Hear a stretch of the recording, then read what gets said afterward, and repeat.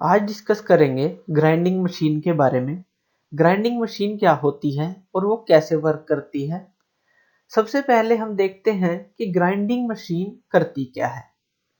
Grinding machine का function होता है स्मॉल मटेरियल को रिमूव करके वर्कपीस को हाई सरफेस क्वालिटी देना, उसकी जो शेप और साइज है उसको मेंटेन रखना एक गुड सरफेस फिनिश के साथ, तो उसको हम ग्राइंडिंग बोलते हैं। तो आज हम डिस्कस करेंगे बेंच ग्राइंडर और सरफेस ग्राइंडर के बारे में। ग्राइंडर हमारे पास काफी तरह के होते हैं, लेकिन जनरली हम यूज करते हैं बेंच ग्राइंडर और सरफेस ग्राइंडर। तो सबसे पहले डिस्कस करते हैं बेंच ग्राइंडर के बारे में। बेंच ग्राइंडर, बेंच ग्राइंडर के पार्ट्स हम देख लेते हैं। बेंच ग्राइंडर इसको बोलते क्यों हैं? क्योंकि इस ग्राइंडर को हम बेंच पे रख के यूज करते हैं। ये छोटा होता है, तो छोटे छोटे पर्पसेस के लिए हम इसको यूज करते हैं, जैसे किसी टूल को शार्प करना या थोड़ा बहुत मटेरियल रिमूव करना, तो उसके लिए हम छोटे छोटे कामों के लिए बेंच ग्राइंडर यूज करते हैं। तो बेंच ग्राइंडर के हम पार्ट्स देख लेते हैं। तो बेंच ग्राइंडर का सबसे पहले होता है बेस, जिसके ऊपर हमारी होती है मोटर। मोटर जो हमारी रोटेशन मोशन प्रोवाइड करती है, हमारी जो मोटर की शाफ्ट है। ये शाफ्ट है, ये दोनों तरफ निकली होती है और ये जो मोटर है इस शाफ्ट को रोटेट करती है।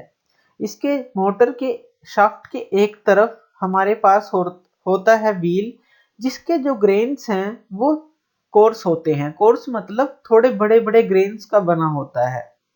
और जो दूसरी तरफ होता है व्हील, वो हमारा थोड़ा छोटे ग्रेन्स का बना होता है, इसलिए इसको बोलते हैं फाइन ग्रेन एब्रेसिव व्हील और इसको बोलते हैं कोर्स ग्रेन एब्रेसिव व्हील। जो ग्रेन होते हैं, ग्रेन का मतलब क्या है? जो इस व्हील के अंदर हमने एब्रेसिव पार्टिकल यूज किए हैं, जो मटेरियल को रिमूव करेंगे, उनको हम ग्रेन बोलते हैं। तो कोर्स ग्रेन है, थोड़े बड़े साइज के ग्रेन हमने इस व्हील में यूज किए हैं। रफ ग्राइंडिंग के लिए हमें अगर ज्यादा मटेरियल रिमूव करना है तो हम इस व्हील का यूज करते हैं, और अगर हमें बहुत ही कम मटेरियल रिमूव करना है तो हम इस फाइन ग्रेन एब्रेसिव व्हील का यूज करते हैं। जो ये एब्रेसिव पार्टिकल्स होते हैं, ये किस चीज के बने होते हैं?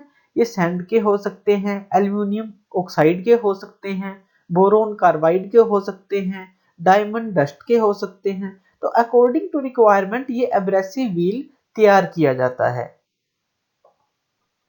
इसके ऊपर लगी होती है यहाँ पे आई शील्ड। आई शील्ड क्या काम करती है? जब हम किसी मटेरियल को रिमूव करते हैं किसी वर्कपीस से, तो जो ये आई शील्ड है, ये उसके जो रिमूव चिप्स होंगे, मटेरियल रिमूव होगा, या उससे जो आर्क क्रिएट होगी, हल्की सी जो स्पार्क क्रिएट होती है, उससे हमारी आंखों को बचाती है। तो इसको इसीलिए आई शील्ड बोला जाता है। एक ग्लास होता है, इसके आर पार हम देख सकते हैं, और इसके ऊपर होती है हमारी केसिंग, जो इस सारे को कवर रखती है। और जो ओपनिंग हमें चाहिए सिर्फ फ्रंट से थोड़ी सी इन व्हील्स की ओपनिंग रखती है। तो ये होती है केसिंग, जो ऑपरेटर को किसी भी डैमेज होने से के बाद नुकसान से बचाती है। और यहाँ पे लगी होती है टूल ट्रे। यहाँ पे हम कोई भी टूल वगैरह यहाँ पे रख सकते हैं जो इससे रिलेटेड है मशीन से, ताकि हमें जरूरत पड़े तो हम इसकी सेटिंग कर सकें। तो टूल ट्रे भी हम यहाँ पे लगा सकते हैं। तो ये होता है बेंच ग्राइंडर। बेंच ग्राइंडर एक सिंपल सा मैकेनिज्म होता है, जिसमें दो व्हील, एक मोटर और बेस होता है। हम रोटेट करके किसी भी व्हील का यूज करके मटेरियल को रिमूव कर सकते हैं।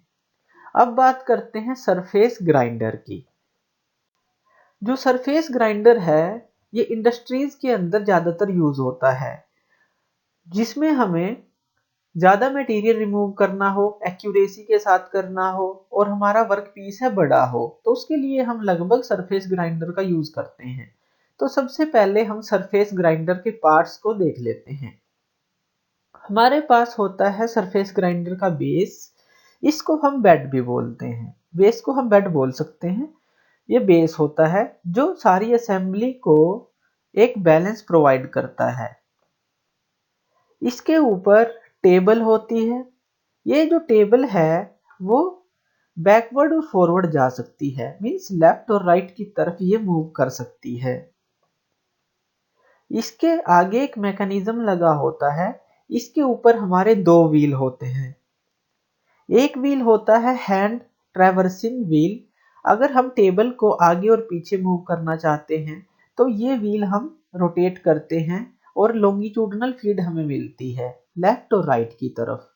और दूसरा होता है यहाँ पे wheel cross slide hand wheel. ये व्हील हमारा सैडल के साथ जुड़ा होता है। इस टेबल के नीचे हमारा सैडल होता है।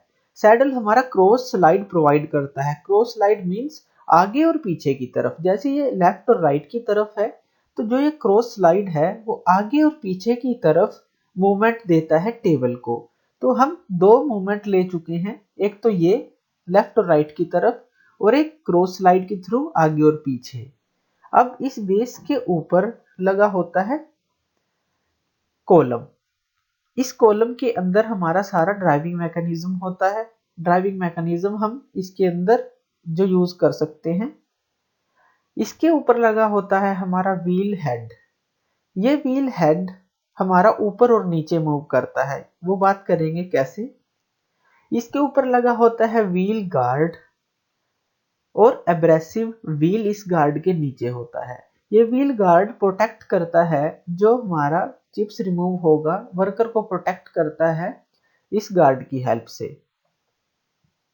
यहाँ पे लगा होता है वर्टिकल फीड हैंड व्हील। ये जो वर्टिकल फीड हैंड व्हील है, जब हम इसे रोटेट करते हैं तो ये जो पूरा व्हील हेड है ये नीचे और ऊपर की तरफ मूव करता है। तो वर्टिकल मूवमेंट हमें इससे मिलेगी। तो हमें तीनों तरह के मोशन हम ले चुके हैं। जैसे इस वर्टिकल फीड से ऊपर और नीचे जाएगा ये व्हील हेड, टेबल हमारी लेफ्ट और राइट में जाएगी और क्रॉस स्लाइड की हेल्प से ये जो सैडल है हमारा आगे और पीछे की मूवमेंट देगा। तो तीनों ही एक्सिस में हम इसको मूव कर सकते हैं इन व्हील्स की हेल्प से। तो अब देखते हैं कि ये काम कैसे करता है सरफेस ग्राइंडर। यहाँ पे हमारे कूलेंट सप्लाई के लिए नोजल लगी होती है जो कूलेंट सप्लाई करती है इस एब्रेसिव व्हील और वर्कपीस के बीच में। जब हम इस व्हील को रोटेट करते हैं तो क्या होता है, तो हमें लॉन्गिट्यूडनल फीड मिलती है। लॉन्गिट्यूडनल फीड मींस जो ये टेबल है ये हमारी लेफ्ट और राइट की तरफ मूव करती है और टेबल के ऊपर हमारा वर्कपीस है। तो वर्कपीस को लेकर ये टेबल लेफ्ट और राइट की मूवमेंट इस व्हील की हेल्प से ले सकती है। और जब ये क्रॉस स्लाइड व्हील हमारा रोटेट होता है तो हमारा जो सैडल है आगे और पीछे की तरफ मूव करता है। तो ये मूवमेंट हम इस ड्राइंग के अंदर नहीं दिखा सकते क्योंकि ये 2D ड्राइंग है। तो इस तरफ और उस तरफ सैडल हमारा मूव करता है जिसे टेबल मूव करती है और वर्कपीस मूव करता है। और जब ये हैंड व्हील मूव करता है, जब हम इसको रोटेट करते हैं तो ये सारा जो व्हील हेड है, व्हील हेड के ऊपर हमारा ये व्हील गार्ड है और ये एब्रेसिव व्हील है। तो ये सारा ऊपर और नीचे की तरफ मूव करता है इस तरह से। और जो ये नोजल है, नोजल हमें सप्लाई करती है कूलेंट। तो ये कूलेंट की सप्लाई करती है वर्कपीस और इस ग्राइंडर जो व्हील है इसके बीच में। हम पावर सप्लाई को ऑन करते हैं तो हमारा जो व्हील है, एब्रेसिव व्हील है, ये रोटेट करना स्टार्ट कर देता है। ये रोटेट करेगा तो हम हैंड व्हील की हेल्प से इस लॉन्गिट्यूडनल जो फीड है इस व्हील की हेल्प से और क्रॉस स्लाइड की हेल्प से इस वर्क पीस को एक पोजीशन दे देते हैं जिससे हम इस जो एब्रेसिव व्हील की हेल्प से इस वर्क के ऊपर से मटेरियल को रिमूव कर सकें। इससे हम वर्टिकल फीड लेंगे जिससे हमारा पूरा हेड है जो वो ऊपर और नीचे की तरफ मूव करेगा। तो इस तरह से वर्क पीस से हम रिक्वायर्ड क्वांटिटी के अंदर जो मटेरियल है रिमूव कर सकते हैं।